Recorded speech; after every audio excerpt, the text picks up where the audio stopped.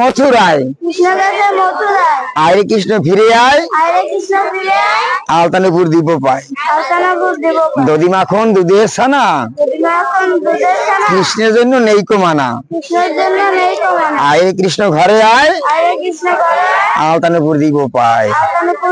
হরে কৃষ্ণ। যাও এবারে একটু বড় তো আসো,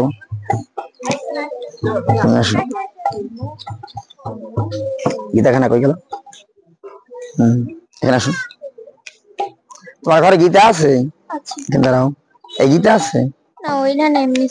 ছোট তো আছে। এই গীতা কারো ঘরে আছে? নাই না? ধরো হাত না বুকে লো, বলো সবাই বলবো, বলবে বলবো পিছনে, গীতা আমার প্রাণের বন্ধু,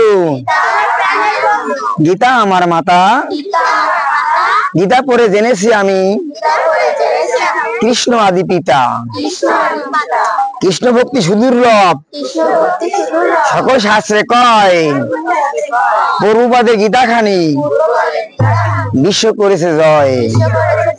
লেখাপড়া শেষ করিয়া একটি শ্লোক পড়ি, লেখাপড়ার পাশাপাশি ধর্ম জীবন গড়ি। হরে কৃষ্ণ। তালি। কেমন খেলাটা কেমন লাগছে? বলছে কৃষ্ণ ভক্তি সুদুর্লভ। যেমন এখানে আপনারা সবাই কৃষ্ণ নাম করেন না, যেমন এমন জায়গায় আছে তারা জানেই না যে কৃষ্ণ ভগবান, কৃষ্ণ যে ভগবান। তারা বলে কি জানেন, অন্য অন্য নাম বলে, এখন বলা যাবে না। কৃষ্ণ যে ভগবান সেটা তারা বোঝে না, জানে না কৃষ্ণ ভগবান। তাহলে কৃষ্ণ ভক্তি সুদুর্লভ, সকল শাস্ত্র কয়। হ্যাঁ, এবার কি পূর্ববাদে গীতাখানি বিশ্ব করেছে। এই গীতাখানি যার ঘরে থাকবে তার সহস্র পুরুষ উদ্ধার হয়ে যাবে, এত পাওয়ার। এই গীতাখানি পড়ে সারা বিশ্বের মানুষ শুদ্ধ ভক্ত হয়ে গেছে। আপনাদের কেমন লাগতেছে জানেন? হ্যাঁ, বৈষ্ণব, কণ্ঠে তুলসীর মালা আর ললাটে তিলকের ফোঁটা, নাকি? বৈষ্ণব কিনা রাস্তা দিয়ে হেঁটে যাবে, সবাই বলবে হরে কৃষ্ণ। কি বলবে? হরে হচ্ছে রাধা, মানে কৃষ্ণ হচ্ছেন ভগবান, আর রাম হচ্ছে আনন্দের শক্তি। হ্যাঁ, তো যেহেতু তিলক কেন ধারণ করবো, কণ্ঠে মালা কেন দেবো? আমার ভিতরে ভগবান আছে। যদি তিলক আর মালা সবসময় গলায় থাকে আর মুখে কৃষ্ণ নাম থাকে, জন্মের বাবা আসতে পারবে না। কে আসবে? ভগবান নিজের রথ নিয়ে চলে আসবে বৈকুণ্ঠে নেওয়ার জন্য। বুঝা গেছে? অতএব যাদের গলায় মালা এখন নাই, দু একজনের গলায় নাই হয়তো, দিয়ে নেবে। ভালো লাগছে, সবার গলায় মালা আছে। আর তিলক তো দিতেই হবে তাদের সঙ্গে। এই যে বৈষ্ণবরা আসছেন এখানে, কেন আসছেন? অনেক কোনো ভাগ্যেরও ফলে বৈষ্ণব আসিয়া মেলে, বহু বহু জন্মের ফলে বৈষ্ণব আসিয়া মেলে। কেন আসছে? আমাদের উদ্ধার করতে আসছে। কেন? আমরা, আমাদের ভক্তি আছে কিন্তু উন্নত জ্ঞান নাই বিধায়, হ্যাঁ, আমরা দাঁড়া দাঁড়িয়ে গিয়ে এই বৈষ্ণবদের পাশাপাশি আমরা সঙ্গ দিয়ে এই কৃষ্ণ কথা আমরা শুনি। হ্যাঁ, কিভাবে ভগবানকে লাভ করা যাবে? হ্যাঁ, এ জন্মে লাভ না করতে পারলে আমরা তো চেষ্টা করতে পারি কিনা? চেষ্টা করতে পারি না। আমাদের ভক্তি আছে, কিন্তু যদি কোনো বৈষ্ণব এসে আমাদের শিক্ষা দান করেন, সে পারমার্থিক জ্ঞান দান করেন, আমরা দু একটি কথা গ্রহণ করার চেষ্টা করতে পারি কিনা? হরে কৃষ্ণ।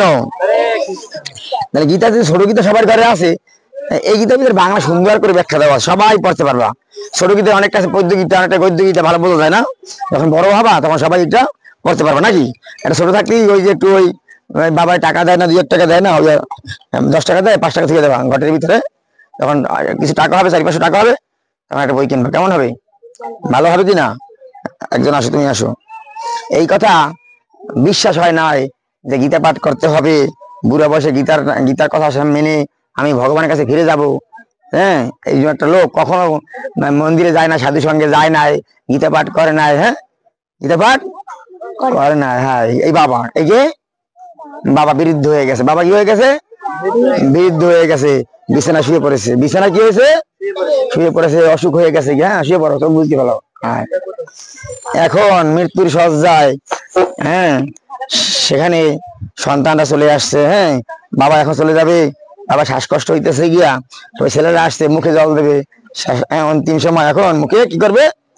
জল দেবে। কাছে আসছে, এখন দিদি কোথায় ফোন দিয়েছে, বোনে কোথায় ফোন দিয়েছে, বোনেরা চলে আসছে, এই 2 জন আসো, তোমরা 2 জন আসো, 2 জন আসো, তোমরা 2 জন আসো। হ্যাঁ, এখন এই মা বাবার কাছে বসে এখানে কান্নাকাটি করে মুখে জল দেয়, আসো আসো। এখন মেয়েরা বলতেছে যে, মেয়েরা মুখে জল টলতেছে, পরে এখন মেয়েরা বলতেছে, বলো বলে বাবা, তোমার বলে বাবা, আমি বাবারে বলতে আছে অন্তিম কালে তো, যদি শুনছে যে গীতা মুখে রাখে, যদি গীতা পাঠে মুখে উচ্চারণ করে তাহলে একটু পূর্ণ হয়, স্বর্গে যাইতে পারবে। বলো বাবা গীতা গীতা গীতা। বৃদ্ধ বসে বাবার মুখে গীতা উচ্চারণ হয় না, বাবাই বলে তুমি বলো গেতা গেতা গেতা। কি উচ্চারণ হয় না? গীতা উচ্চারণ হয় না, বলে গেতা গেতা। আর ছেলেরা বলে কি বলো বাবা এখনো গেতা গেতা গেতা বলে, বাবা এখনো, বাবা বলে গেতা গেতা। আর ছেলেরা বলে কি হাতালি কই হাতালি কই, ওঠো ওঠো ওঠো।